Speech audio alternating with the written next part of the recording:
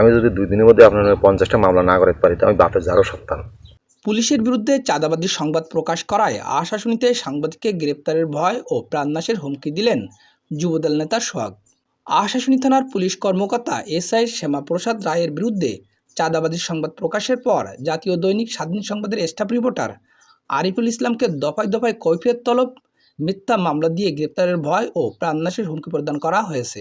3 ফেব্রুয়ারি সোমবার বিকালে উপজেলা যুবদলের সাবেক সদস্য সচিব আবু জাইদ সোহাগ তার বাউশলী মৎস্যগেরে যুবদলের সাবেক যুগ্ম আহ্বায়ক সাদিক আনাস ছোট্টুর মারফত ডেকে নিয়ে সাংবাদিক আরিফুলের কাছে কৈফিয়ত তলব ও মিথ্যা মামলা দিয়ে জেল খাটানোর হুমকি প্রদান করেন। এরপর এসআই শ্যামার বিরুদ্ধে আপন বাংলার প্রকাশিত রিপোর্ট অনলাইন থেকে মুছে ফেলার কথা বলেন। এ সময় সোহাগের ইশারায় যুবদলের সাবেক যুগ্ম আহ্বায়ক সাদিক আনাস ছোট্টু সাংবাদিক আরিফুলকে পিটিয়ে মেরে ফেলার হুমকি প্রদান করেন। অনুসন্ধানের মাধ্যমে জানা গেছে এসআই শ্যামা 2013 সাল থেকে 2025 সাল পর্যন্ত সাতক্ষীরায় কয়েকটি থানায় কর্মরত ছিলেন। বর্তমানে তিনি আশাশুনি থানায় কর্মরত আছেন। ফ্যাসিস্ট শেখ হাসিনার আমলে শ্যামা বিএনপি জামাতের নেতাকর্মীদের উপর হামলা, মামলা ও ক্রসফায়ারের ভয় দেখিয়ে জিম্মি করে কোটি টাকার অধিক আদায় করার অভিযোগ রয়েছে। এরপরেও বহাল তবিয়তে এসআই শ্যামা, আর সেই শ্যামাকে বাঁচাতে মরিয়া হয়ে উঠেছে উপজেলা যুবদলের সাবেক সদস্য সচিব আবু জাইদ সোহাগ। প্রকাশ্যে হুমকি দেওয়া সেই অডিও রেকর্ড আপনাদের মাঝে তুলে ধরা হলো। আমার একটা অবস্থান আছে আশাশুনি 100% আছে। আমি বুধবার ইউনিয়ন পরিষদের নির্বাচন করব সেই অনুযায়ী কাজ করতেছি। আচ্ছা, তাহলে এই যদি সেই অনুযায়ী কাজ করে থাকি তাহলে আপনার উচিত কি আমার সহযোগিতা করা?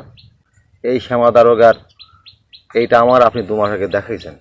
আমি আপনার কি বলেছি যে খবরদার এই ছাড়বেন না, সাইটটিউনের ব্যবস্থা থাকে না, আমাকে আর যদি ছাড়েন তাও চলে যায়, যাক তখন যা করেন করেন। আপনি হলো আমার টপ করে তাই নিউজটা ছেড়ে দিলেন। টপ করেনি ভাই, টপ করেনি কথাটা ভুল বললেন ভাই। যাক বাদ দেন, এখন কি আপনি কি ওর প্রতিবাদটা দেবেন? কিভাবে প্রতিবাদ দেবো আপনি বলেন?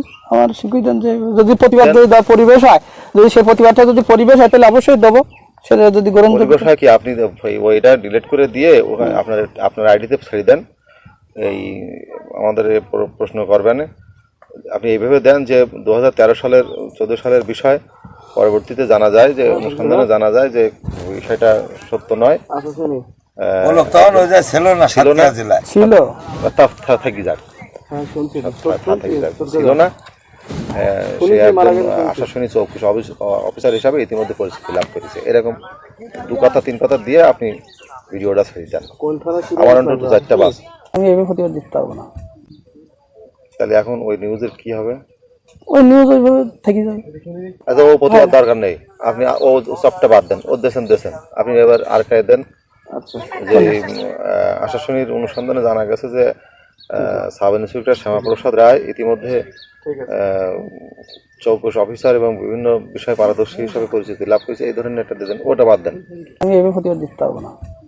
আসলে আমাকে হাত পা বাঁধা বললি ভাই, আরিফুল ভাই তুই শুনি রাখো, আজকে তুমি বুঝতে হইতে চাও না যে কি জ্বালার মধ্যে আমরা আছি। তা নাহলে তুমি মতন আরিফুল একসময় মেরে ফেলতাম বাউরি, সে আমি জানি। তুমি শুনি রাখো যে সাগর। আচ্ছা, কোনো কিছু করতে হবে না, আমি কিন্তু তাহলে আজকে থেকে আপনার বিরুদ্ধে লেগে গেলাম, ঠিক আছে? ওরা আপনি যান, বলতেছেন অন্য কথা না কোনো কিছু করতে হবে না, ওই অবস্থায় থাক। আপনি আরও দেন, দেখি একটু যুদ্ধ চলুক, দেখি আপনি কতক্ষণ পারেন আর আমি কতক্ষণ পারি। এটা তো আপনি অন্য কথা বলতেছেন।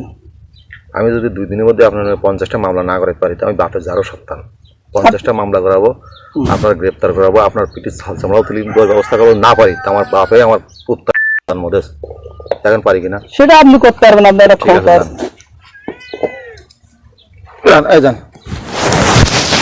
তৃতীয় পর্বে এসআই শ্যামা ও সাবেক যুবদল নেতা সোহাগের আরও কর্মকাণ্ড বিস্তারিত তুলে ধরা হবে। দেখতে চোখ রাখুন আপন বাংলার অফিসিয়াল ফেসবুকে এবং ভিডিওটি শেয়ার করে সকলকে দেখার সুযোগ করে দিন।